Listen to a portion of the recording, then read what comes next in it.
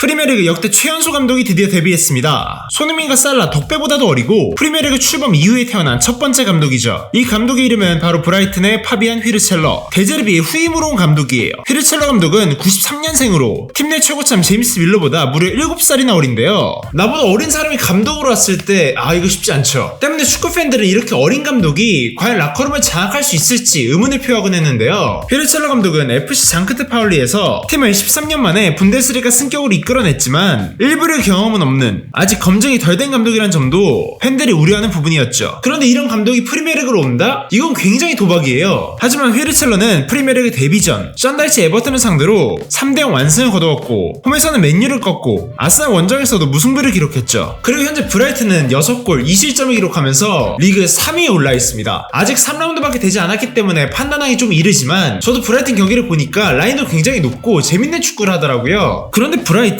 이전에 포토와 데자르비 같은 좋은 성적을 거둔 감독들이 떠나고 카이세도나 메갈리스터 같은 주축들이 떠나도 잠시 흔들리다가 다시 좋은 경기력을 보여주는 팀이 되었고, 이제는 프리미어리그 다크호스로 자리매김하게 되었죠. 그렇다면 오늘은 브라이튼이 어떻게 이렇게 많은 감독과 선수들이 바뀌어도 계속해서 좋은 성적을 거둘 수 있었는지 그 이유에 대해서 한번 알아보도록 하겠습니다.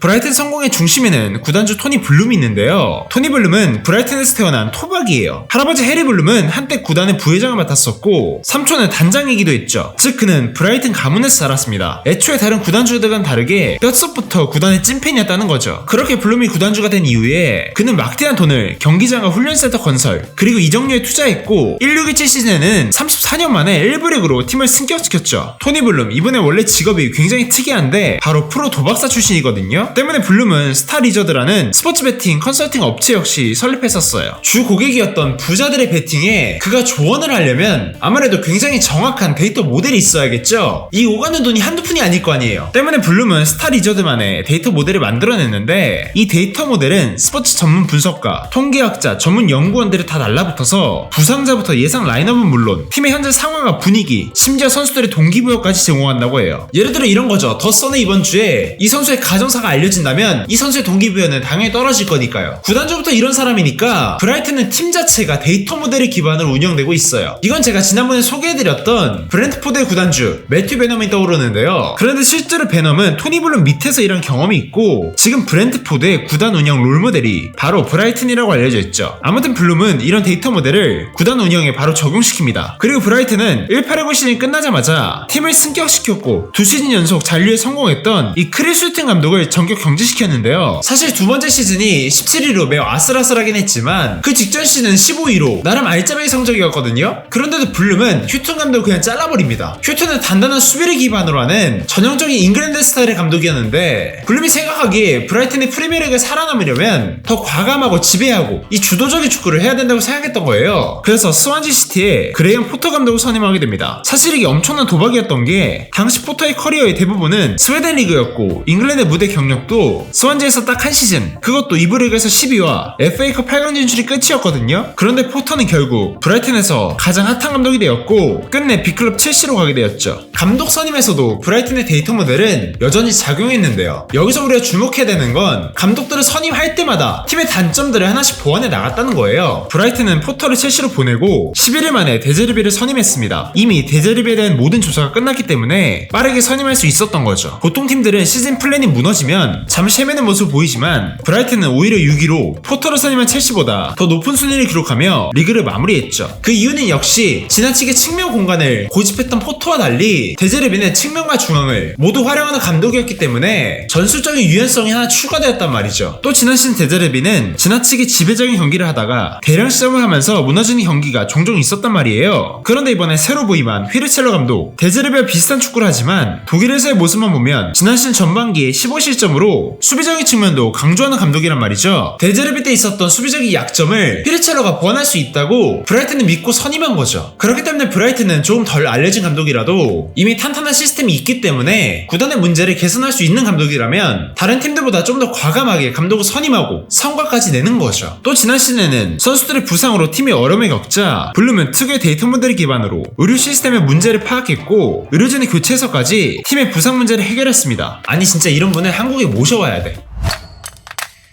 사실 우리에게 제일 알려져 있는 건 데이터 모델을 기반으로 한 브라이튼의 스카우팅 시스템이죠. 블룸이 직접 관여한 이 스카우팅 시스템의 알고리즘은 아직 공개되지 않아서 심지어 이적을 관리하는 스카우팅 관련 직원들도 이 데이터 모델의 과정을 모른 채 시스템에서 선별된 선수들의 리스트만을 전달받는다고 하죠. 브라이튼은 이런 시스템 바탕으로 젊고 유망한 선수들을 영입하고 감독들이 본인이 선호하는 선수를 구단에 이야기하기보다 팀이 제안한 선수를 영입하는 구단 위주의 이적 시장을 진행하고 있어요. 때문에 데제르비가 팀을 떠난 것도 바로 이 때문이고요.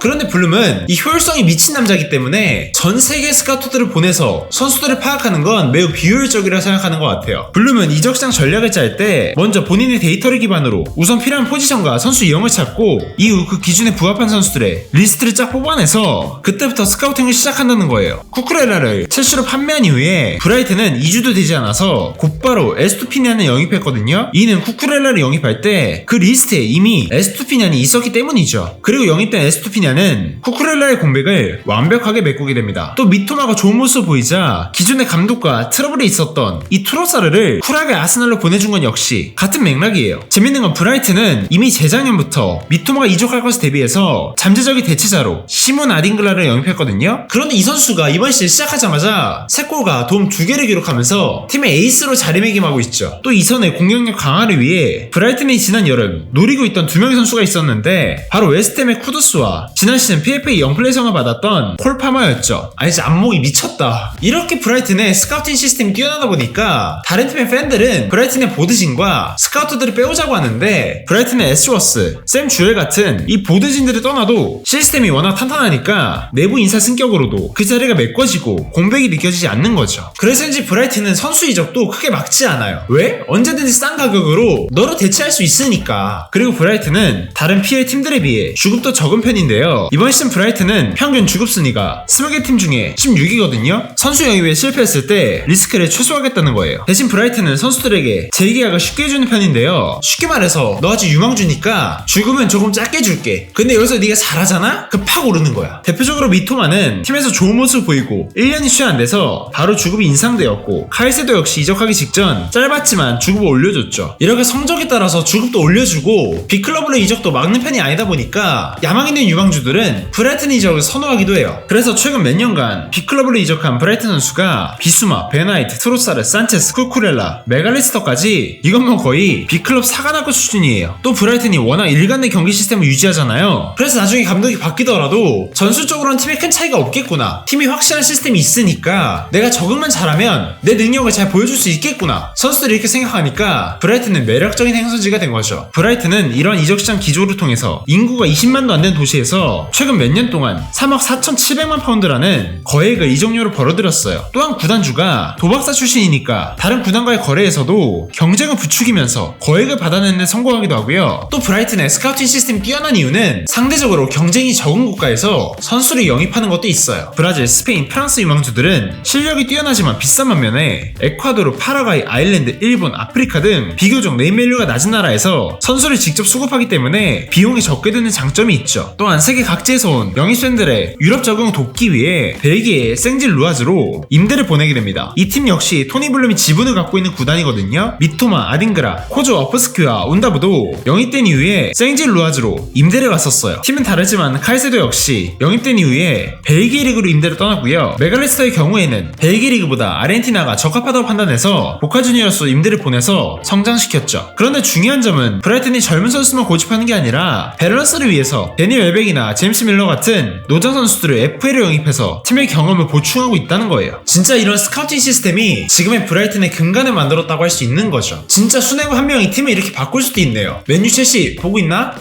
네, 오늘은 브라이튼이 감독이 바뀌어도 계속해서 좋은 축구를 하는 이유들에 대해 한번 알아봤는데요. 이번 여름 브라이튼은 유럽에서 첼시 다음으로 가장 많은 돈을 지출했어요. 브라이튼의 지출 금액은 하나로 약 3,420억으로 맨유, 미넨, 아틀레티코 마드리드보다도 많은 돈을 쓴 거죠. 신인 감독한테 진짜 제대로 밀어준 거예요. 이름값은 낮더라도 어리고 유망한 카디오골루, 오라일리, 민테, 리터, 그루다 같은 선수들을 영입해서 최연소 감독과 함께 더 높은 단계를 바라보고 있는 거죠. 과연 브라이튼이 과거 사우스햄튼처럼 좋은 선수들을 지속해서 배출해냈지만 선수력에서 판매하다가 무너졌던 것처럼 마무리하게 될지, 아니면 축구계에 정말 새로운 모델을 제시해서 이번 시즌 챔피언스리그까지 진출하게 될지 무척이나 궁금해지네요. 오늘의 주제 흥미로웠다면 구독과 좋아요 부탁드리고요. 저는 다음번에 다음번에 더 재밌고 유익한 축구 이야기로 다시 찾아오도록 하겠습니다. 그럼 안녕히 계세요.